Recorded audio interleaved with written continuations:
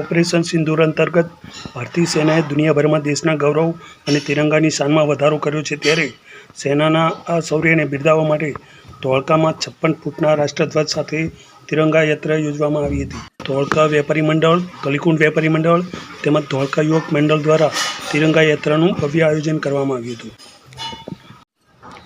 સ્વામી વિવેકાનંદ ગાર્ડનથી અટલ સરોવર સુધી યોજાયેલી આ તિરંગા યાત્રામાં સાંસદ શ્રી દેવુસિંહ ચૌહાણ, પૂર્વ કેબિનેટ મંત્રી શ્રી ભૂપેન્દ્રસિંહ ચુડાસમા, ધોળકા ધારાસભ્ય શ્રી કિરીટસિંહ ડાભી, ભાજપ જિલ્લા પ્રમુખ શૈલેષભાઈ દાવડા, કનુભાઈ પટેલ, શંભુનાથ ટુડિયા, કાળુભાઈ ડાભી, બાબુલાલજી પટેલ તેમજ ભાજપના અનેક હોદ્દેદારો, કાર્યકર્તાઓ ઉપરાંત વિવિધ સમાજના આગેવાનો અને નાગરિકો મોટી સંખ્યામાં આ યાત્રામાં જોડાયા હતા.